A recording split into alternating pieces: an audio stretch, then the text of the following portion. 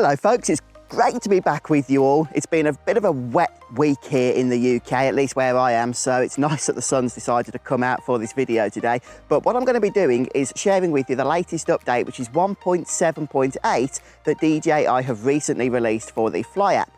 Well, actually, this is a bunch of updates because not only do we get that Fly app update, which I think for the first time has been released universally across all the platforms, including the RC screen controller, but we have also had additional firmware updates for their drones along with the aforementioned screen controller itself. So this is quite a major update. So I thought we've got to put this to the test. Now, the number one thing I think that has been changed here is the fact that the screen controller is now compatible with the DJI Air 2S. So that's really exciting. Now, unfortunately, I no longer have my Air 2S to show that functionality, but the good news is there is also a bunch of new features for the Mini 3 Pro, which of course I do have, so we are going to be going through some of those today.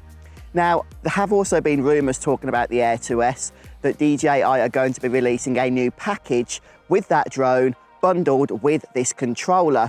I think there's been like some leaks coming from China about that, so do keep an eye out for that if you are interested. But folks, we're going to go ahead and get the Mini 3 Pro into the air now. So if you are new here, thanks for watching. Please don't forget to stick around by subscribing to my channel and enjoy today's flight as we go through 1.7.8.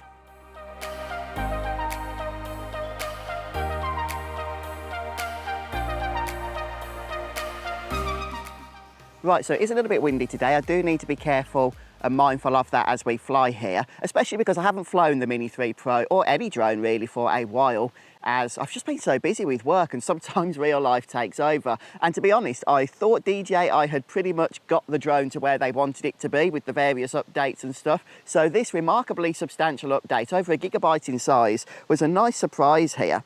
And I'm going to go through some of those features. So let's just go ahead first of all and show you here on the RC controller. If I head to the About screen, that I have all of the latest updates, the latest app version. So hopefully here we are good to go. And I know that a number of you don't like to do these updates until you feel that it is safe to do so and that they have been well tested. So hopefully this video will be of benefit to you. And let's just try and bring our position. There we go, that's what I like. Sometimes when I do these updates, the compass goes all higgledy-piggledy for a little while, but a few clicks on that gets it back to how I like it. Right, okay, so before we actually do any flying, the first feature I want to explain to you that has been changed here is the fact that when you have the exposure setting in Pro mode, which I currently have, as you can see, you now have the option to use auto exposure, or rather auto ISO and auto shutter speeds.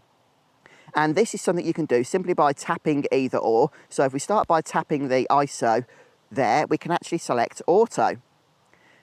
And we can also go ahead and select the shutter speed to auto as well. And that will just make sure effectively that we are in auto settings, even though we have Pro mode selected. Now, I don't normally fly without an ND filter connected, although today I am, just for the purposes of this test. But that feature is there if you wish to use it. I'm going to go for a little flight now. If we just raise the height up a little, the altitude. The fact that, according to the update notes, transmission has been improved. I'm going to go to a height of about 50 meters. I want to be careful because, as I say, it is a little bit windy. And there are also a few birds flying around, so just keeping an eye on those. Yeah, so this is interesting that the transmission has been improved according to DJI because, well, they haven't even acknowledged that there's been a problem with transmission for the longest time. And a lot of people have been reporting issues, including myself.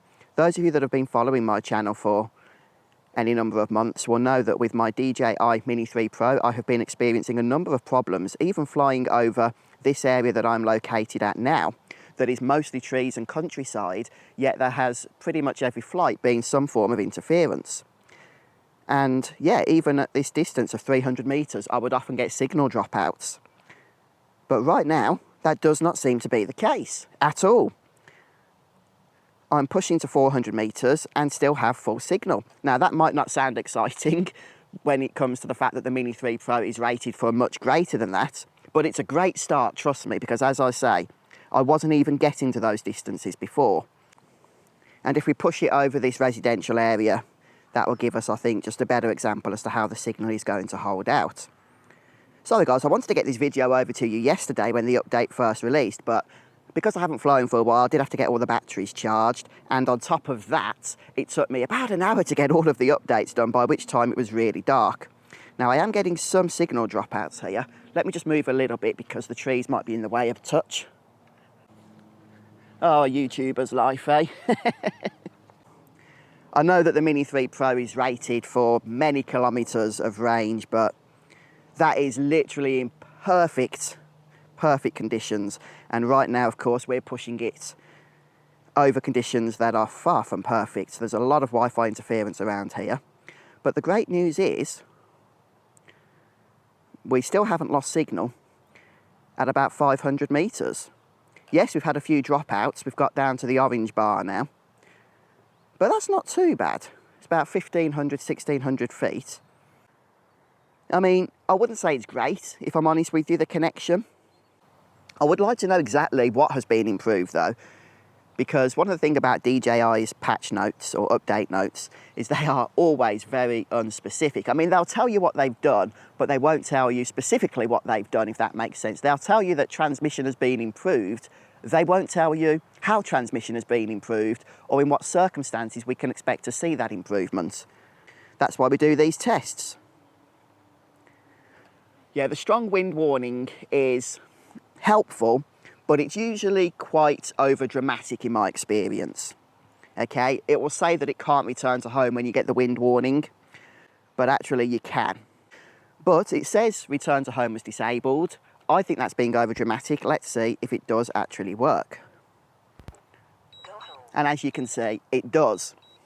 So it's going to go to my height that I have set for return to home.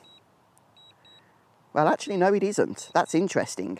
The height I have set is 50 metres. And I'm just going to show you that. If I go to the settings here, safety. Yeah, you can see my auto return to home altitude is set to 50 metres. But it's not doing that. It hasn't gone to that height. I can see the drone now right above me. But it stayed at the height that I was currently at, which is 71 metres. Okay, I'm going to pack up and share some thoughts with you all then. What an interesting flight that was on 1.7.8. So yeah, it's nice to see some of those additional features, especially when it comes to fine-tuning your exposure settings. And the increased transmission or the improved transmission that's in the update notes seems somewhat negligible in my case, but maybe you folks are going to have some better results from that. But thank you so much for stopping by. Please do share your own experiences with 1.7.8. Don't forget to like and subscribe in order to be notified of future content here on my channel. I've been your host, Simon. As usual, I'll see you next time. Bye, folks.